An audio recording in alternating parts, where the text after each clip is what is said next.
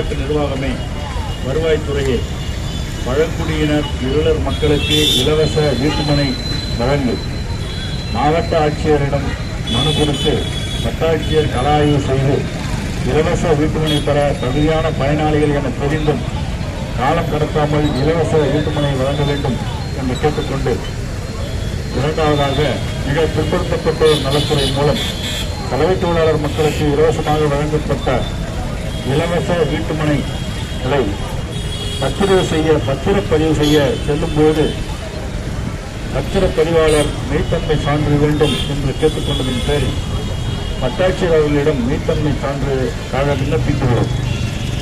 வட்டாட்சியர் அவர்கள் மெய்த்தன்மை சான்று வழங்காமல் மாத கணக்கில் காலம் கடத்தி வருகிறார். உடனடியாக மெய்த்தன்மை சான்று வழங்க வேண்டும் என்று ஆர்ப்பாட்டத்தின் மூலமாக கேட்டுக்கொண்டு, மாவட்ட நிர்வாகமே திருவண்ணாமலை மாநகராட்சியை ஒப்பந்த துப்புரவு பணியாளர்களுக்கு பொங்கல் போனஸ் உடனே வழங்கு, தனியார் கம்பெனியிடம்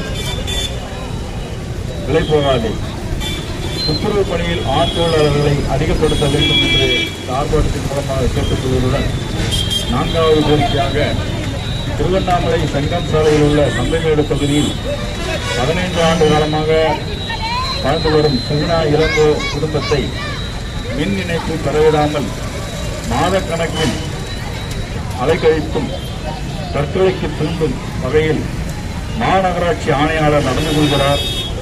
மாநகராட்சி ஆணையாளர் மற்றும் நகர நல அலுவலர் அவர்களை வன்மையாக கண்டிப்பதுடன் மாவட்ட ஆட்சித்தலைவர் அவர்கள் உடனடியாக தலையிட்டு சுகுணா இளங்கோ குடும்பத்தை வாழ வைத்தும் மின் இணைப்பு பெற்றுத்தர ஆவணம் செய்யுமாறு இந்த ஆர்ப்பாட்டத்தின் மூலமாக கேட்டுக்கொள்கிறோம்.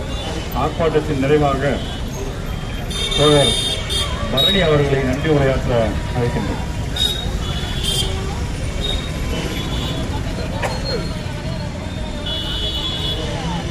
அன்பார்ந்த தோழர்களே, இந்த கண்டன ஆர்ப்பாட்டத்திற்கு வருகை தந்துள்ள தோழர்களுக்கும் எங்களுக்கு பாதுகாப்பு அளித்த காவல்துறை தோழர்களுக்கும் இந்த கண்டன ஆர்ப்பாட்டத்தை கவனித்த பொதுமக்களுக்கும்